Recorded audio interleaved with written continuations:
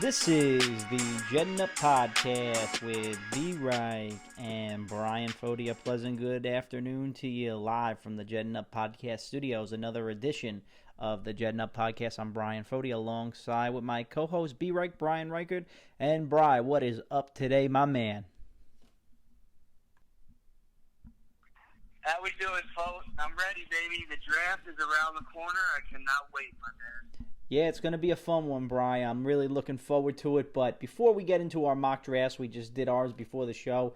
We have some more Jets interesting news. We probably expected this a little bit. The reporters were talking about it. But Jamal Adams, again, is back in the news. Supposedly will not be participating. The NFL Players Association and the NFL agreed to a virtual offseason program. He's going to miss the voluntary workouts because supposedly he's unhappy with his contract. And we're not sure if this is going to result in a holdout in July, but obviously this is something to note because back in October when the NFL trade deadline was happening, the Jets had shopped him around the league.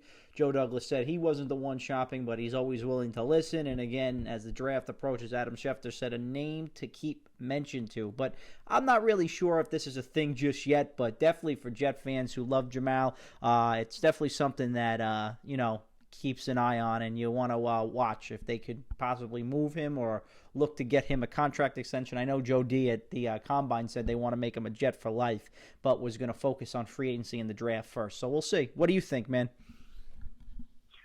You know, it's interesting. There hasn't really been any rumblings this offseason too much about an extension. I mean, I know it was talked about, but really haven't heard anything, especially from Jamal's camp. You can definitely see this coming. I don't know how true it is. I'm sure that he's at least going to inquire and see what people are going to throw out. But, I don't know. I'm kind of torn on this thing because a lot of Jet fans are kind of at the point where they're like, either sign this guy and they love him or they're like, get rid of him. Bri, where they're kind of almost sick of it. I just kind of, the way this pops up, you just kind of question, is it more about him or it's just more about the team? Because they have so many holes and they're just trying to fix problems as much as they can. Do you think it has anything to do with Jamal's kind of attitude since he's been in New York?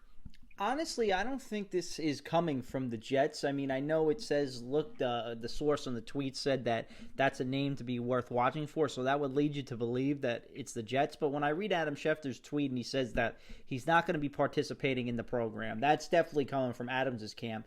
And the Jets have also made no intentions of re-signing him. That could also be coming from Adams' camp because the Jets said that, we're going to focus on this after, Joe Douglas said we want to make him a Jet for life. I know in January he had said they had preliminary talks about expending him and he expected to be something, but we really haven't heard much since then, and probably because it's been free agency. You have Joe Douglas' first draft, which is a big thing, and usually extensions get done in the summertime and after the draft anyway. That's why a lot of franchise tags aren't signed. They usually get deals done before camp. So I don't know if this is Jamal trying to, package his leverage because it's very rare. Only 15, I think I saw the stat, out of like the 60 first-round draft picks in the last 3 years or last 5 years have been extended or something. There's a stat that Adam Schefter had, and even Aaron Donald had to wait till his fourth year, after his fourth year, before that fifth-year option. I think J.J. Watt and a handful of others are really the only players to be extended after that third year. So the Jets haven't been to the playoffs, so I think he probably will get the extension in the summer if he's patient, because I do think Joe Douglas views him as a long-term part of this deal, the way he talked. But again, if a team comes calling, and there's nothing that the Jets, I think, should do now, because if the Cowboys, let's say, come in and say, we'll give you 2 1s and a number 2, I mean, that's something that you really have to consider if you're the New York Jets, especially when we have so many holes. But I think this is more on Adams' side because with the new CBA, it's going to almost be impossible to hold out. It'll be fined $100,000 a day, is according to the new CBA, and that does go into effect this year, not the games, but those rules will go into effect. So you think nothing's going to happen before the draft? No, I would be shocked if the Jets moved him. Unless some team offered heaven and earth to come get him, I would be shocked if the Jets traded him. I mean, this is just, I think, Jamal saying, listen, I mean, it's probably he's sitting at home It's a global pandemic right now. Everyone's a little on edge. He wants his money, and I don't blame him. He's played great. He's an all-pro. He just watched the guy in Chicago, Eddie Jackson, who was a fourth-round pick, just get paid. So he's probably saying, I've given it all, and it would really look, I think, bad on the Jets if they didn't extend him, because if you play well and you don't reward the players that play well in your organization, I don't think that's a good look. But also right now, the Jets really have no, there's no leverage or no, reason for the Jets to act on this right now, because they still have the draft. They still have this guy theoretically under contract for 3 more years. They have this year. They can extend him, and then they could do the franchise tag after the following year. So really, Jamal's in a tough spot right now, where he's really under contract for another 2 years with his rookie deal, and then if the Jets really wanted to push it, they could franchise him, I believe, for another year. So it's another 3 years that the Jets could really own this guy's rights before. So it's tough really to ask. So, and especially in an off season where, yes, it's voluntary and it's a virtual, it's not really a huge deal. It's not like they're going to be practicing on the field and it's going to be a visible absence. So I don't know where this is going to go, but I don't think there will be a trade right this week. I mean, I could be wrong, but there's been crazier things, and the Jets have traded Revis in the past, and you'd hate to see something like that where they can't agree on financial compensation. But like you said, Jamal and a lot of fans, he's opened his mouth quite a bit. And, it's kind of not been annoying, but, for Jet fans, they just either want to sign the guy because they love him, or, they just want the nonsense, the distractions to stop. Because it's that's the thing. They want a resolution to the problem. Is I think what Jet fans want more than anything. I really don't think that they want him to go, but I also, think that they don't want to keep doing this song and dance, every time there's kind of a dead spot, wherever there's a lull in the season where he could just kind of say, hey, I'm not doing this, or, and he keeps coming up as almost a problem, right? It becomes too much of a headache sometimes. So definitely interesting to see where this is going to go. Yeah, like I said, but like I said, with the Jets, from the Jets' perspective, I really don't. There's no rush, he's under contract. There's zero rush. So I mean, he really has. I mean, Jamal, if he wants to do that, that's his prerogative to do it. But he's trying to get his contract, and I don't blame him. And he wants to get paid. And I think if he's patient, I mean, it's very interesting because they didn't draft him, Adam Gase and Joe Douglas, so they're definitely looking at this. And I think if you're a Jet fan, you can kind of be, happy about this, is they're just going to look at it purely from a football base. There's no really emotion attached.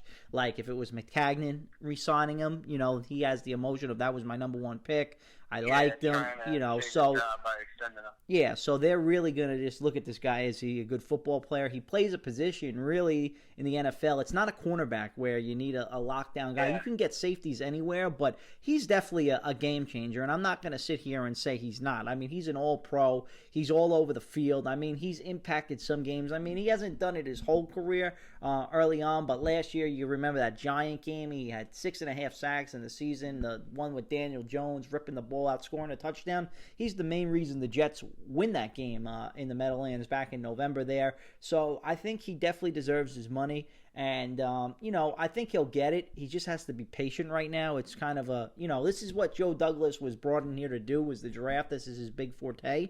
So, I don't think he's going to be worrying in free agency. He needed to really improve the team. So I don't think extending, his top player. And if you look at what the Jets cap is and the way he spent the money this offseason, I mean, I think there's a plan to extend him because they didn't go crazy. They didn't spend a ton of money. There's a little bit of room left if they wanted to knock out an extension this year, which they could do. And I think that's definitely a possibility even after the draft, because another $11 million from Tremaine Johnson's money's coming off. They'll use that to sign the picks, and they still got about, I think, $15 to $20 million in cap space. And you could clearly get a long-term deal done with that if you wanted to bring him back and extend him. So yeah, especially when they figure out the Le'Veon Bell situation next year, there definitely could be another good cap situation. Yeah, and that's the thing next year too. They have even more money. They're gonna have like 70 or 80, I think another 40 to 60 million or something like that. And depending what they do with Bell, they could have close to 90 again. And with the new cap going, I mean, there's more than enough money if he's patient. I mean, if he wants it this year, it could definitely happen.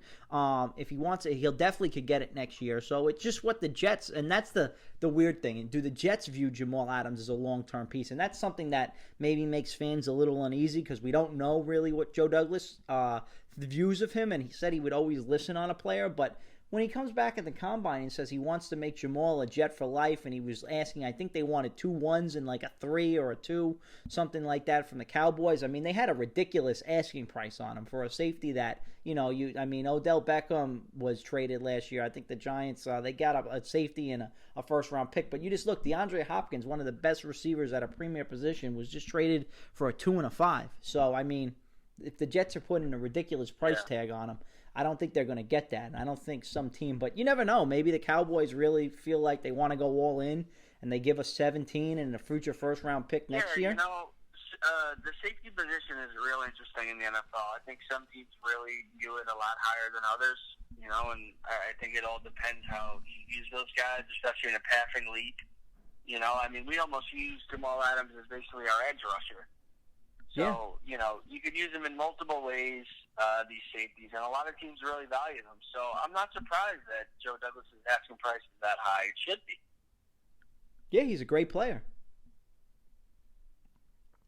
Yeah, and, he's probably one of the only assets the Jets have. So, I respect JD for at least, seeing what's going on. And these Schefter reports, if they're coming from Jamal or not. But, I think we got bigger fish to fry. I think, we got to focus on the draft before, we worry about Jamal and his mess, Yeah, no, this is definitely going to be a project for, I think, after the draft, May, June. I mean, there may not be football for a while with the whole coronavirus thing, so they'll have plenty of time to discuss this over the next 2 weeks, and I don't think they're going to rush into a decision unless some team, like I said, really offers them 2 1s and 3 or 2 1s and a 2, something along that line. Yeah, or a player. Yeah.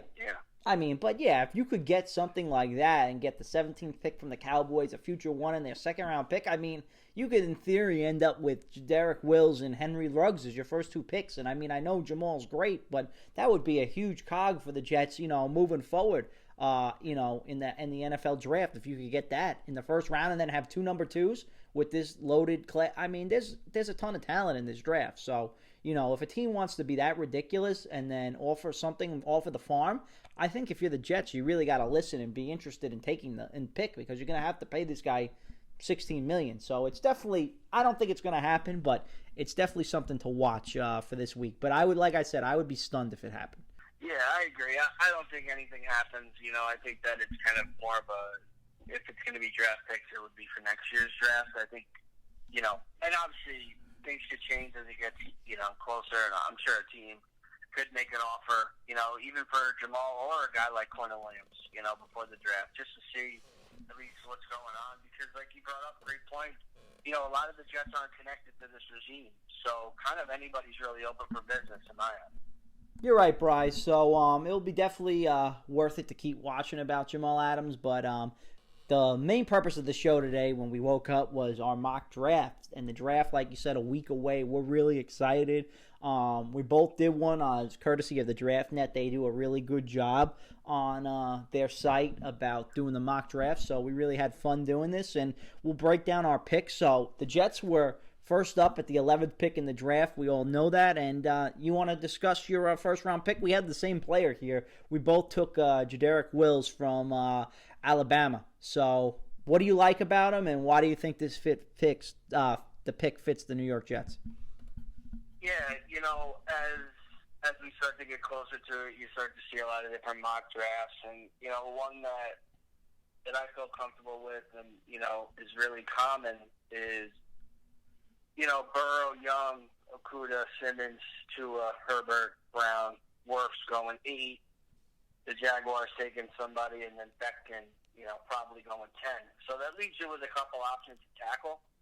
And it's kind of between Wills, Thomas, and the wide receivers. And Wills has been my number one guy since the beginning.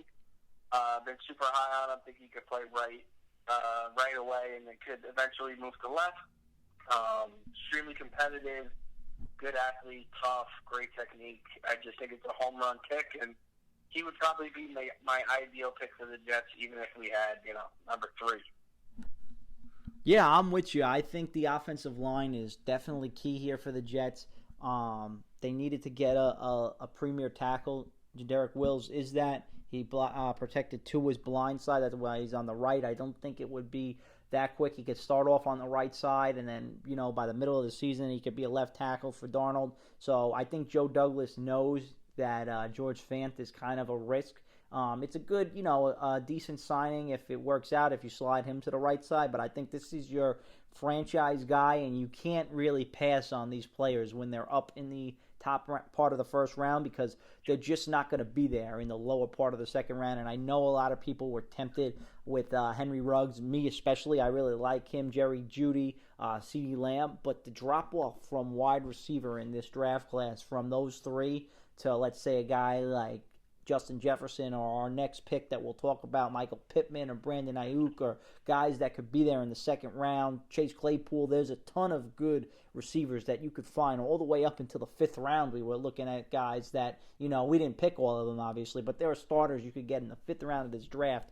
And I was listening to Joe and Evan yesterday on The Fan. They had Matt Miller on, who was a draft analyst. He knew Joe Douglas from the same school of scouting, and he knows not that they were saying the Jets really probably will not be drafting a wide receiver in the first round. Now, we could be stunned and see Douglas go that route on Thursday night, but if that's the case... And you've seen some other people, like Ralph from SNY has been all over the Jets that he thinks, the wide receivers, the merry-go-round may start then. Ian Rappaport's also reported that the Jets may look into wide receiver.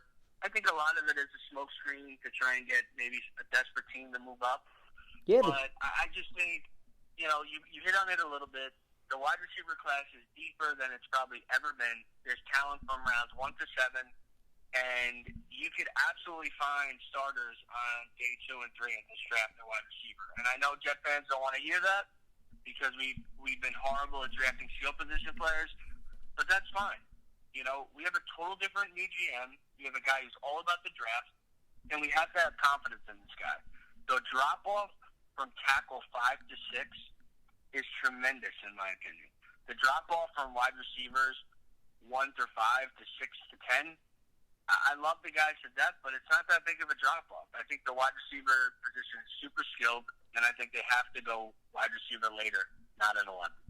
All right, there you go. So with our second pick at pick 48, we also had the same selection. We both took Michael Pittman from USC, Sam Darnold's former teammate. I love this kid coming out of college. I watched a couple of games last year. You were all over him too. You said you really liked him. 6'4", big target to give to Darnold. Obviously, that connection from USC, playing with Sam in college, I think could definitely help them. He's already got about 19 catches from him so far, so you got to love that. Yeah, so, they played together in college. I think this is definitely a good pick, a guy that could be an X-receiver on the line of scrimmage, go up, make the big plays, and, stretch the field and go over the middle. So I kind of like this pick. It complements Perryman. It complements a little bit of Jamison Crowder in the slot. So I think this is a good pick for the Jets at 48. He's a good player. I think he'll be a player that can come in and contribute in his first season. And like we said, the receiver class is loaded. Absolutely. And, Pittman's a guy who's, was kind of toward maybe like the 13 to 15 range, but now that people have seen him, have seen his tape, have seen his size, seen him work out, he dominated the Senior Bowl. He was abusing corners all over the place. He's a terrific guy for the Jets to take at 48. He's a day one starter, great red zone guy, and he's just filling the need of a wide receiver that the Jets have been missing for a long time. Yeah. And in the third round, Jets have 2 picks, 68 and 79. We differed a little bit here.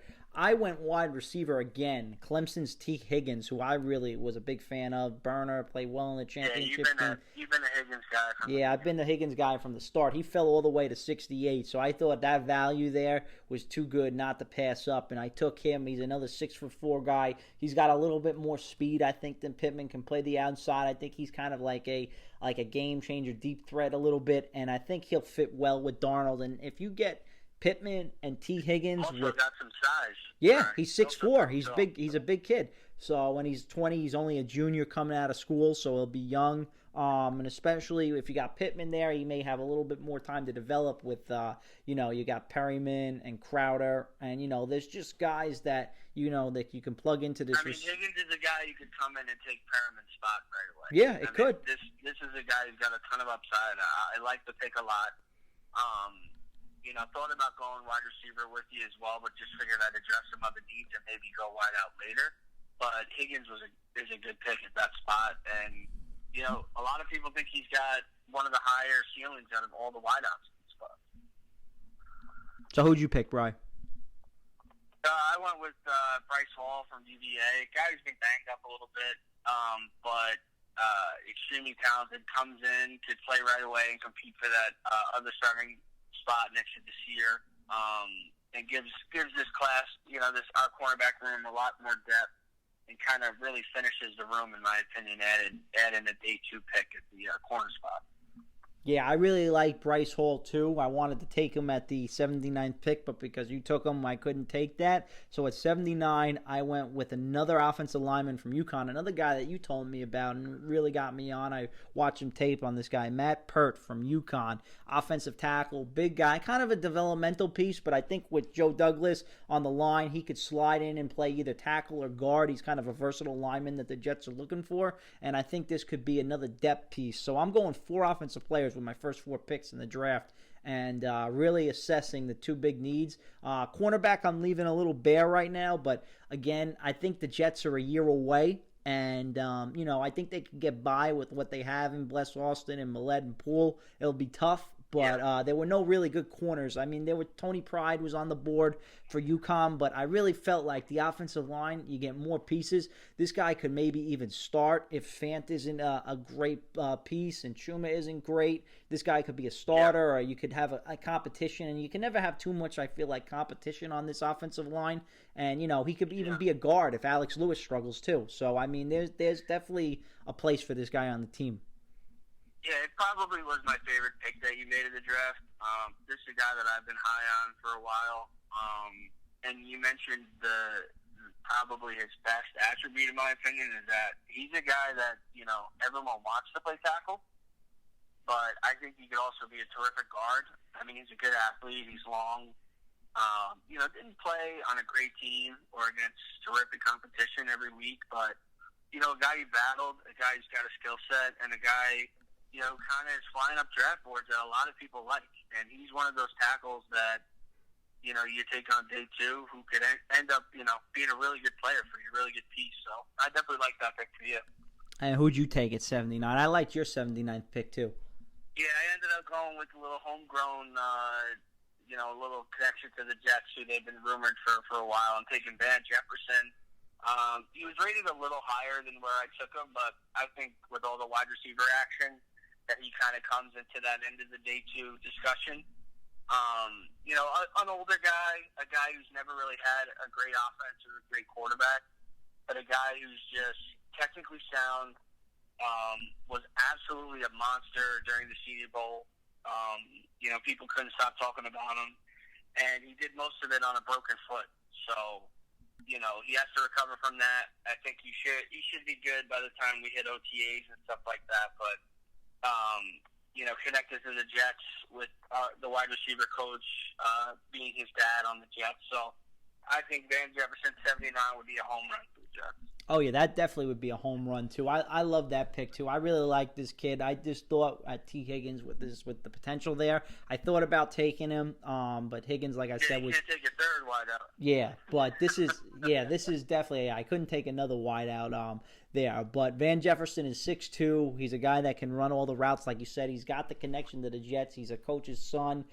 His father played receiver for the Dolphins, so he knows what it takes to be a pro. He's going to come in, work hard. He can do all the routes. Like you said, the Senior Bowl, he was in the SEC. He played well at Florida. So I really think this is a solid pick. And like you said, yeah, you kind of reached a little bit as far as ratings, but he's not going to be there by the time the Jets pick at 120 in the 4th round. So, and especially I think, and we're both, I think, in lockstep, we both took 2 wide receivers. I think the Jets have to take 2 of these wide receivers because it's such a deep class and get Sam some weapons here.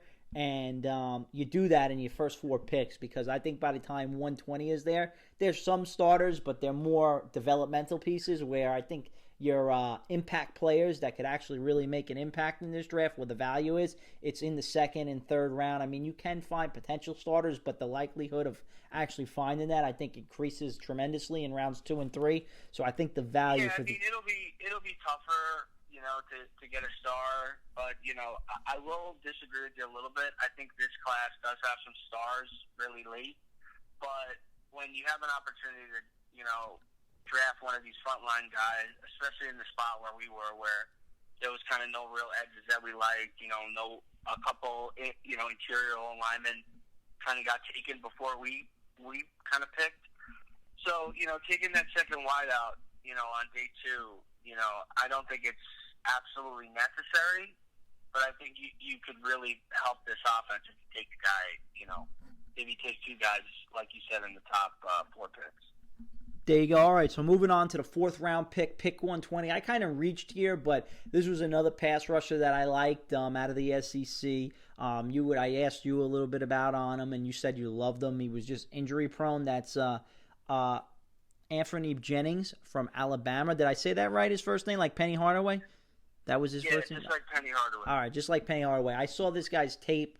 Linebacker, edge rusher. They say he's got potential to be a very good pass rusher in the NFL. The only reason why he's projected in the 4th or 5th round, he's always hurt. But I think here you've got 4 solid players. I need to address the defense. There were a couple of decent corners on the board, the Iowa corner, but I just wasn't really sold 100%. And I think the Jets really need a pass rusher, and I'm willing to take the injury risk with this kid as a 4th round pick here. A lot of draft boards I know and other mocks that I had him going, not going. In this draft, he particularly ended up being there in the 5th round, but in a lot of other mocks that I did, he wasn't there in the 5th round because a lot of people view him as a potential. But it's really going to be the health.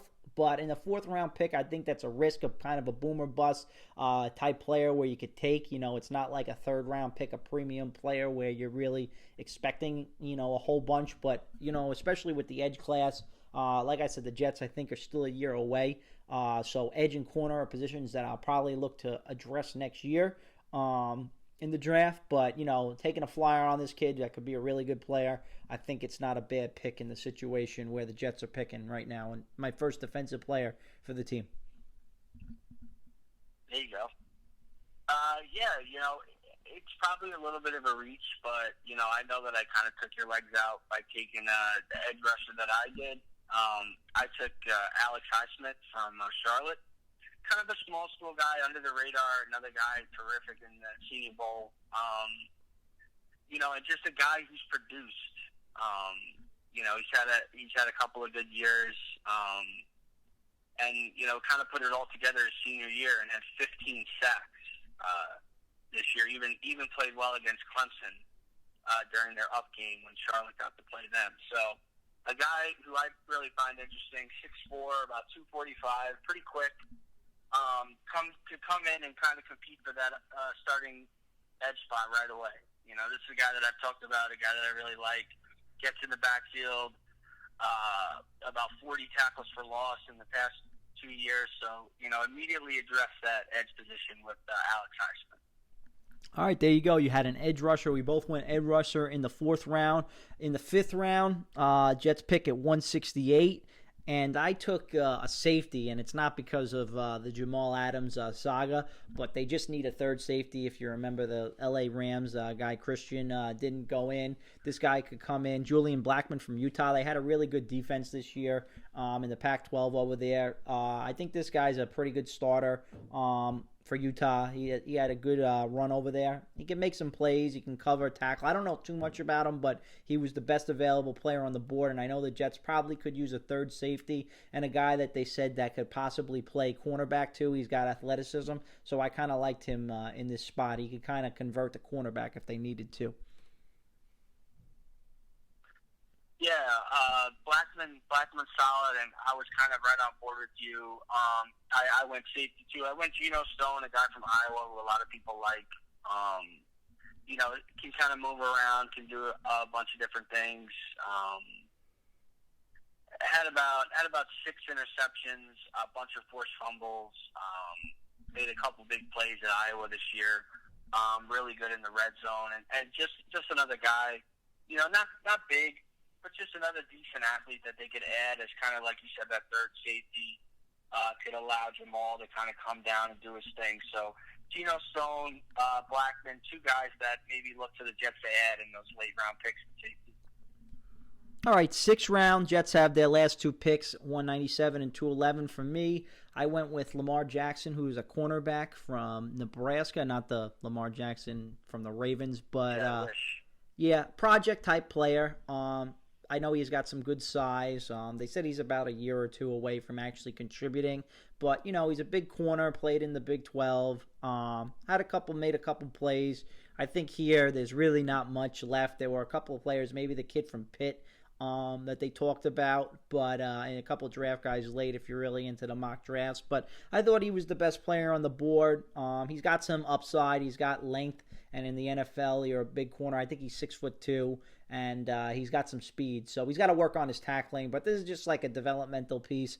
Hopefully the Jets could catch some lightning in a bottle and develop him into something, and that's really where good teams with good coaching can coach these players. And I think Greg Williams, who is a good defensive coach, kind of Bless Austin was in the 6th round last year, can coach these guys up and maybe get them on the field later in the season if we have some injuries. So do you think that Lamar could maybe come in and potentially play right away? I don't think he could play right away, but I mean, if guys got hurt and stuff, I think, he's kind of a player that could eventually get on the field towards the end of the season. But I think, in the 6th round, I'm really the one thing with the bummer where you kind of took my legs with the Bryce Hall pick. I didn't really see any corner, so I kind of avoided the corner position. Maybe the Jets would go out in the offseason, whatever left. I don't know if there's any veteran corners out there. Maybe bring another one in.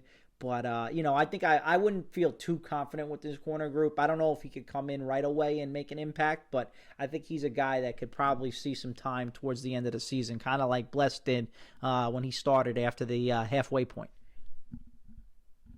Okay. And I decided to go with Justin Herron out of Wake Forest to tackle. Kind of a guy who could play guard tackle, coming off an ACL tear the year before. But bounced back pretty good this year. 4-year starter. Definitely better in the pass than the run, but just a nice guy to add some quality depth to the O-line. All right, on our last pick, I took running back DJ Dallas from the U, Miami. Was a back there. Ran pretty hard. ACC player. The Jets could use another back maybe to spell with Le'Veon Bell. We don't have any others on the team right now. Maybe they bring back Powell right before training camp. But, they need another back on this team, something with a little speed, and this guy can definitely, he's got some upside and a ceiling that can maybe get him into the rotation his first year. So I kind of like that pick late. I kind of like that pick too. DJ's a competitive guy, runs really hard. I know I think he played quarterback in high school before moving to running back. But, versatile guy, can do a lot of different things. His technique isn't great, because he's a little raw at running back. But, a guy who runs hard and definitely can add some quality to the position group. And I kind of was on the same boat with you. I decided to take a little powerhouse J.J. Taylor from Arizona, only about 5'6", but 185, 190, super athletic, runs hard as hell, and could step up and is terrific out of the backfield. All right, there you have it. That's our mock draft. So we both kind of were in lockstep with a lot of positions. The players were there, but the main thing I felt like with both of our drafts, we addressed offensive line. You addressed the cornerback position, which I think that's why I kind of like yours a little bit better than mine. But we both get 2 receivers. We take some developmental pieces late with a pass rusher in the 4th round, and then kind of fill out the back end of the secondary with the later pick, and maybe get a running back late that probably could contribute in the backfield. But I think overall, if this was the Jets draft, I think as fans we'd probably both be pretty happy because we picked it. But I think that's the big thing with the draft is coming up, and they need to improve at O-line. There's so many holes on this team that they've got in such positions that need offensive line, receiver, cornerback, and edge rusher. I mean, those are probably outside of quarterback the most 4 positions that you need in this league to be successful. So you can't hit them all in one draft. You did, I think, a little bit better of a job of getting Bryce Hall, but again, you said you weren't too high on him coming out of Virginia. Yeah, but they kind of, like we talked about, and it's going to happen on the draft. Like, there's going to be spots where you're a little uncomfortable, or where guys just go on a run right before you picked. I mean, right when I was about to select at 68, Dantzler and Arnett, two guys who I've loved from the beginning, who would be my perfect picks at 68, both gone. So, you kind of got to react, and you kind of got to, make the best of the situation and address the needs as best you can, Brian? Yeah, and that's where, we'll see what Joe Douglas does, because a lot of GMs will take best player available, maybe not the need. So we kind of, might have reached on a couple of the picks based on need. I think the Jets right now, they've been doing best player available for so long, and it hasn't worked out. So, I'm for trying something different. Quinnen Williams was supposedly the best player available. They left the Kentucky pass rusher Josh Allen on the board last year. I mean, we've seen it where they said D. Milner was the best cornerback available, and he turned out to be a bust. So you never know with the NFL draft. Same thing with, what's the wide receivers that could be on the board. They could have a lineman, but, I think that they'll still be rated higher than Ruggs, Judy, and Lamb. But, we'll have to see how Joe Douglas plays it. We're not 100% sure what he's going to do, but from what we've heard about, he's a scout at heart. He's been on great organizations, especially in Baltimore, building the team. I know you went to school in Maryland, so you can't stand the Ravens, Brian, but you got to admit, they know what they're doing in the draft, and they've really always churned out good players. They usually draft the guys I want every year, so, I totally, as much as I can't stand Baltimore, totally respect their GM and their process that they've been doing for years. Yeah, Ozzie Newsome did a great job. And Joe Douglas learned under him, and then he went to Jeffrey Lurie in Philadelphia, who's been, since Andy Reid was there, they were consistently putting out winning teams, won the divisions all those years, drafting good players, and finally got the Super Bowl. So they know what they're doing, too. We're back in the playoffs last year. So those are two, model organizations in the NFL that have championships. This is it, man. This is how we get our team better. Our GM's going to show in this draft the Jets' future for the next, 5 to 10 years, in my opinion. Yeah, and he comes out and he destroys the draft and, gets starters and, I don't know if he's going to make any moves, but, solid picks, guys that can compete. I think he's going to totally recharge this roster every year with his draft picks. And, we're going to be a team that, mostly live and dies by our picks. Well, there you have it. You got a lot of faith in Joe Douglas. I'm hoping the same way. 30 years, man, without a championship. I'm going to be hopeful like I am every year with a new GM. We're due. I know. You're right. So we're due. But right now we got to get into the 2-minute drill. So let's get right into it. It's now time for the 2-minute drill.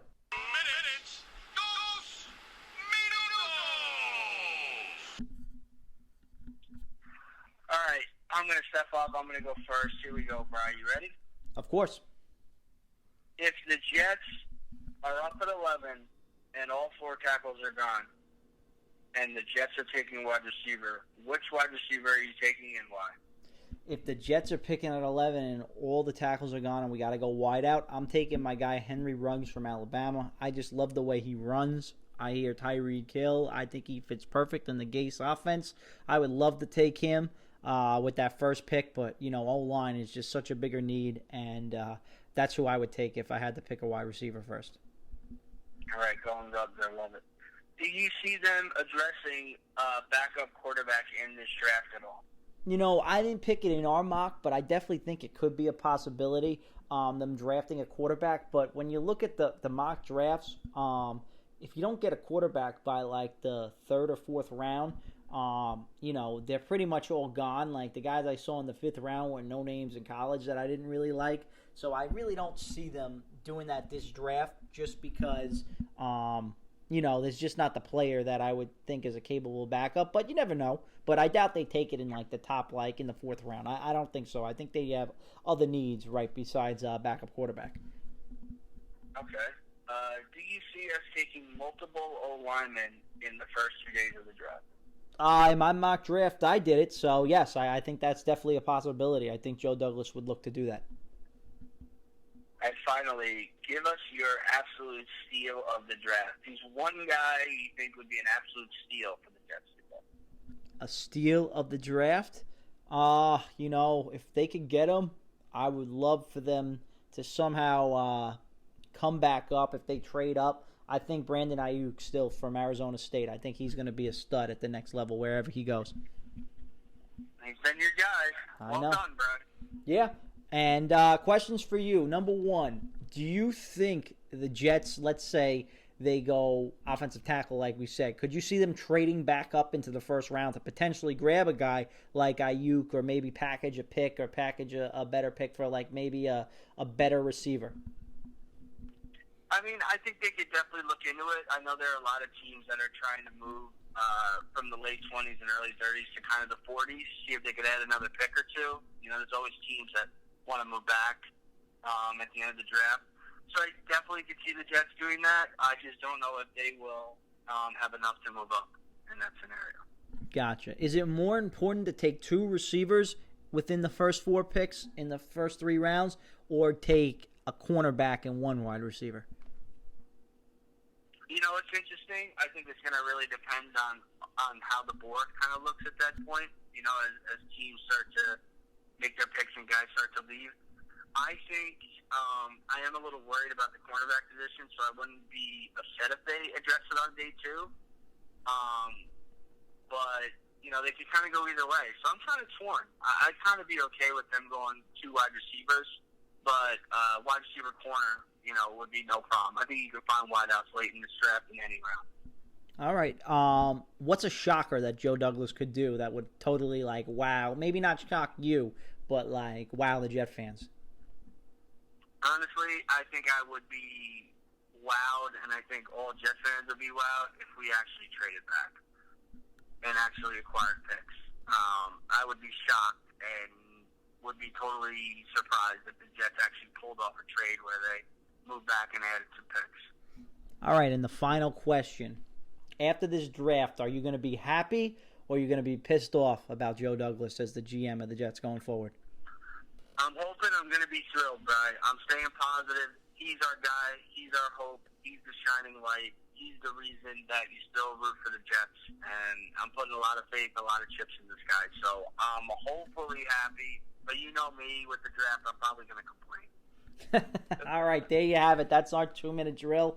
We'll be back on next Friday before the start of the second round. We'll break down the first recap of the Jets. You know, it should be fun. We'll talk about it. Maybe we'll also try to get on right before the draft if there's any other news that breaks. But that's our mock we'll draft. We'll definitely get on before the first round pick. Maybe discuss a little bit. Yeah, so that should be exciting. But we'll be on all those days. We'll do a recap after day 1, 2, and 3, and then probably do a final recap of the whole draft in whole. And then basically we're looking forward to the start of the season. We're going to be on a little bit of a holding pattern because of the coronavirus. So again, I hope everybody stays sheltered in place here in New York. We got to be in through the 15th of May, so continue to do that. Because if we do that, that way it's a better chance that we have a football season for the year. And we can get fans in the stadium and all that good stuff, and we can go back to normal. So everybody stay healthy. Again, give us a subscribe button on our YouTube channel. Hit us up on Twitter, Instagram. Brian does a great job with all those. And again, we'll talk to you right before the first round or right after the first round. So the draft is here. The wait is pretty much over, and next week we'll find out who the next future is for the New York Jets. So always, Jet fans, remember to jet up, and we'll talk to you soon.